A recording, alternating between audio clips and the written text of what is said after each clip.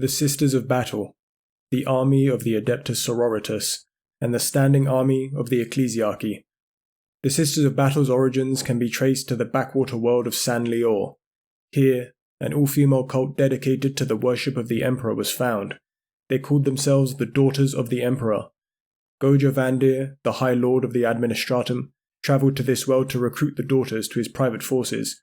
The daughters were then renamed the Brides of the Emperor, and became Lord Vandir's most loyal followers. Before long, the leader of the sisters, Alicia Dominica, and her 5 most loyal sisters were approached by the Adeptus Custodes. The custodian knights took them deep into the imperial palace, and directly to the emperor himself. What these sisters were told is not known. It is assumed they were told of Vandir's betrayal of the imperial creed, and that he was more of a tyrant than a leader. Shortly after they left the throne room, Alicia stormed into Vandir's audience chamber and beheaded him. Following these events, the daughters were reorganized into 2 convents, the Convent Sanctorum and the Convent Prioris.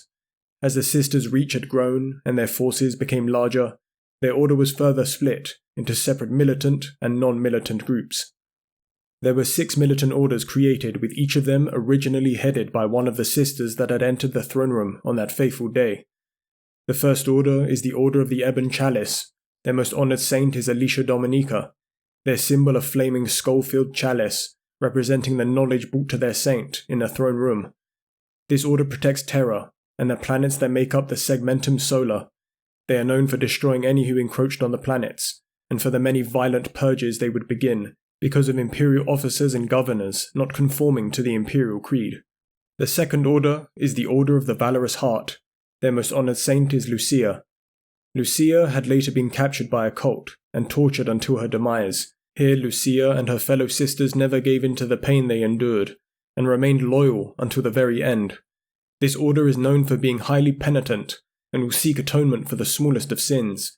The sisters of this order emulate their saint. They believe pain is a blessing, and will refuse painkillers, even when inflicted with injuries that require amputation. Furthermore, sisters who are initiated will recite 555 verses from their saint's hymn, and subject themselves to acts of torture. During battle, these sisters will cut their enemies' supplies off, then bear down, and fight a war of attrition. Steadfast and brave they are, never yielding, and will fight to the very end. The third order is the Order of Our Martyred Lady. Their most honoured saint is Catherine, who first named the order the Fiery Heart. She swept across the galaxy in a blaze of justice, slaying all who dared face her. She was eventually defeated by a witch cult of Menestius, to which her sisters changed the order's name in an act of deep mourning for their loss of her. This order excels in determination, driven solely by their desire to avenge their lost sisters. Their enemies fear them, as this order has no mercy. They butcher any they meet on the field of battle, and are known for their destructive nature. All sisters here are taught that death is the purest fate any can aspire to. Many see them as suicidal, though these sisters see it as a requirement of their faith. The fourth order is the Order of the Argent Shroud. Their most honoured saint is Sylvana. She was among the first to lead crusades in the name of the Emperor. Her death remains mysterious. She may have been poisoned by a death cult assassin. Other accounts state the Alpha Legion may have had a hand in it. Regardless, the true target was Dominica, but Sylvana sacrificed herself for her beloved sister. This order is altruistic and strong of faith. They rarely speak, and are known for acts of selfless heroism. They act as their saint once did, and speak very little, if ever at all. Though they still pray and chant, and sing hymns of purgation, as they march into the heat of battle. As they fight, they are known for their lightning-fast assaults and maneuvering capabilities. These sisters often ignore defense, and instead prefer to be utterly offensive. They are known for being some of the most potent shock troopers in the Imperium. It is said that they can cry out for their saint's protection, which seems to give them a degree of luck. Enemy fire will miss them completely, and their blades will miss their mark.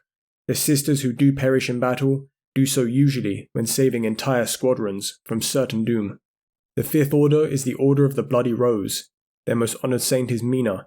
So skilled was Mina in battle, she was able to duel a leader of the custodians to a standstill. Furthermore, when she was praying and then ambushed by a cult of Khorne, she managed to defeat 20 of her attackers before she eventually fell. The symbol of a red rose represents her strong character and her final moments. This order is known for their executioners, Their warriors bring a swift end to all their enemies. Each sister is taught to foster and harness her most violent impulses. Instead of meditation, they enrage themselves, focusing their anger into a faith and will that will be indomitable. They will use fire and flanking maneuvers to force their enemy into close combat, where they will throw themselves into a battle rage, destroying those foolish enough to face them. The sixth and final militant order is the Order of the Sacred Rose. Their most honoured saint is Arabella. She was known for her stoic nature, being able to withstand even the worst horrors imaginable. It was she who negotiated with the Custodes, and she was said to have been able to perform miracles. Enemies would implode into lumps of smouldering flesh just by her gaze, their eyes melting as they beheld her glory. She disappeared after her sister Mina perished, her whereabouts now unknown. This order strives to be like their saint, emulating her stoicism and determination. They believe they are conduits of the Emperor's will, and will frequently travel into long-lost regions, liberating them with faith and power. They advance through battle with harmony and discipline, adapting to the shifting nature of battle at a whim. Their true power is when they stand still and together, awaiting their enemy. This way they can create miracles together, and give themselves otherworldly speed, or force their enemies to spontaneously combust. They often go to war with anyone who is faithful, allowing all to join the ensuing battle, regardless of status. These sisters are bastions of hope in a galaxy that sorely needs it. Each order has a saint that has passed on, and is now venerated by their sisters, though there are some saints that remain. A living saint is a mighty and pious warrior of the Imperial Creed, who displays miraculous abilities within his or her lifetime, and is subsequently resurrected, supposedly by the Emperor himself. Saints become infused with a holy and terrible aura that is a wonder to behold. A living saint becomes the manifestation of the Emperor's might on the battlefield. They are often able to decimate foes with psychic blasts of holy fire, and gifted with an inviolable aura, which allows near invulnerability in battle. Many living saints can also conjure angelic wings, allowing them to bring righteous death from the air. One notable living saint is Saint Celestine. She has been described as a grand design of the Emperor, unfulfilled. Outside of the militant orders, there are several others of note. The Order Hospitaller, who dedicated themselves to the study of ancient texts, the healing of the wounded and sick, and the research of their enemies' abilities and ailments. They are known for their acts of mercy. If a person cannot be saved, they will release them from their pain. If they find someone to be corrupted, they will end them without mercy. This order also works closely with other parts of the Imperium. To this end, they study weaponized plagues, defense against psychic attacks, the mapping of bloodlines to prevent the spread of mutations, and the study of Xenos biology to understand their enemies. The Order's Dialogus comprise sisters skilled in language and scholarly activities, serving as experts in translation and ciphers. During battle, they act as conduits, through which the canonesses of the Order's militant convey commands and prayers of defiance. Sisters Dialogus are also martially trained and fiercely devoted to the Imperial Creed. Generally keeping to themselves, they leave their libraries only when their linguistic or cipher-breaking skills are needed. The Order's Famulus play essential roles as diplomats, advisors, and chamberlains with extensive knowledge of Imperial bloodlines. Serving among the highest echelons of the Imperium's nobility, the sisters broker alliances, trade deals, and marriages, exerting influence behind the scenes. Skilled diplomats, they take a direct hand in shaping the fate of humanity, guiding those they counsel who control the destinies of billions. Additionally, the Order's Famulus serve as the eyes and spies of the ecclesiarchy, observing influential individuals throughout the Imperium. The Orders also have an inner circle. Separate members are drawn from each of the orders and can cast blessings that will magnify every sister's ability to perform acts of faith. The orders also have a leader that binds them all together. At the top stands an abbess. It is she who commands the whole of the Adepta Sororitas, as well as acting as supreme commander of the order's militant. The current abbess is Morven Val. She's a military genius, known for her pitiless and baroque nature. She was promoted to a High Lord of Terror by the Primarch Gulliman. Yet, she cared not for politics, and instead continued to fight on the front lines with her sisters. She wields the Power Spear Lance of Illumination, which was gifted to her by the Adeptus Custodes, as well as the Paragon Warsuit, Purgator Mirabilis. Below her stands the combined forces of the militant orders. It begins with the Canoness and the Palatine, veteran battle sisters. They rose through the ranks because of their qualities. They have command presence, leadership capabilities, and sound tactical and strategic knowledge, as well as faith. The canoness is the commanding officer, with the palatines being officers who serve below her. The dogmata, the spiritual exemplar of the Adepta Sororitas, they wield a mace of the righteous, watching and judging all their sisters. The dogmata also holds the power to condemn any sororitas they deem unworthy, and punish them accordingly. The reliquant at arms. This position is usually bestowed upon long-standing members of the order who demonstrate expertise in both the preservation and restoration of ancient relics, as well as the effective elimination of threats aimed at these precious artifacts. The Sisters Superiors. Their responsibility include guiding the faith of their fellow sisters and embodying an inspiring example of the unwavering conduct expected from a warrior of the Adepta Sororitas. They are leaders of squadrons and will do so with the utmost care and faith. The Imagifier. Their solemn task involves invoking the spirit of martyrs so that it may imbue the fighters of the order. Carrying a banner adorned with the image of a revered martyr and inscribed with holy text, the Imagifier becomes a focal point of faith for the Sisters of Battle. The Celestians. The most proficient fighters within the orders. Formed into specialized squads, Celestians exhibit relentless and ferocious combat skills. The Battle Sisters. The bulk of the Sisters of Battle. These female warriors are drawn from scholar progenitor facilities across the galaxy, each of them orphans of Imperial servants who sacrificed themselves for the Imperium. These sisters are raised with a strict upbringing and education. They are taught to see the Emperor as their spiritual father. They receive much training in physical and mental capacities, turning them into fearless and unwavering warriors. The Dominions emerge as Sisters of Battle trained in the use of specialized close-range weaponry, and as demolition experts. Often positioned at the forefront, they break through enemy front lines and dismantle heavily defended fortifications. The Retributors, specialists within the Sisters of Battle, adept at heavy weaponry and close-range support. These warriors also stand among their order's top sharpshooters, tasked with providing targeted fire support for their advanced sisters. The Zephyrim, jump-pack troops specialized in melee combat. Only sisters directly and persistently connected to the God Emperor can become Zephyrim. This constant communion often isolates them from other warriors, rendering them unable to communicate in conventional terms. Speaking in unknown words and existing in a state of unwavering rapture, Zephyrim are marked by their unparalleled connection with the divine. The Seraphim, trained in the ancient ways passed down since the Order's inception on San Lior, Seraphim excel in unarmed and armed hand-to-hand combat, jump-pack operation, and the coordination needed to fire two pistols simultaneously.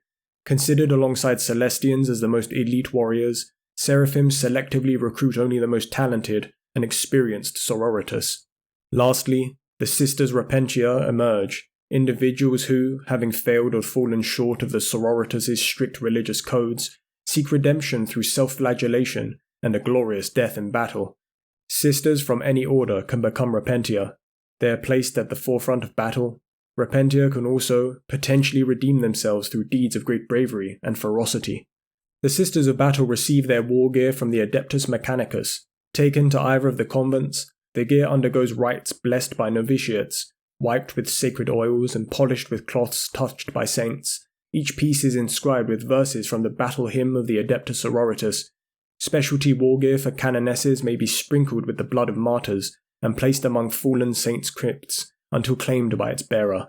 Sisters typically make a pilgrimage to their order's convent for the ceremonial bestowal of their war gear. All sisters, excluding the Sisters Repentia, wear Adeptus Sororitas power armor, specifically designed for the human form. Forged by Mars, it is lighter than most suits, offering excellent protection and increased strength without compromised mobility. Beyond the sisters, there are other troops who can be accepted into the field of battle. Missionaries and priests, individuals who spread the word of the imperial creed and the ecclesiarchy respectively. They are both proficient orators, capable of swaying a great many minds. Both can employ brute force when necessary. Crusaders, holy warriors of unwavering dedication to the Emperor, equipped with master-crafted power swords and storm shields, positioned in the heat of battle, surrounded by foes. The Crusader exemplifies stalwart courage and devotion. Death cult assassins, fanatically loyal to the Emperor and extreme sects of the imperial cult, often employed by the Inquisition. These assassins wield exotic ritual weapons, such as stilettos and blades enhanced with digiweapons and needlers, making them skilled executioners and infiltrators. Archoflagellants, condemned heretics deemed worthy of redemption, undergo archoflagellation, a process involving extensive physical surgery and mental reconditioning, turning them into frenzied berserkers.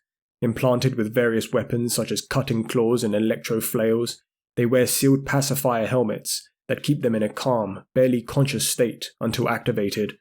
Once unleashed, the archoflagellants become nearly unstoppable, fueled by combat drugs and painkillers, heedless of the injuries they endure. Lastly, the Futurist militia, assembled voluntarily in response to a war of faith, comprises faithful individuals joining Imperial Guard and Adepta Sororitas ranks. Whether roused by passionate preachers, missionary gathering converts, or the defense of a besieged temple, the Futurist militia stands ready to defend the faith with fervor and determination. Outside of regular troops, the Sisters of Battle have access to many machines of war, machines they use to incredible effect.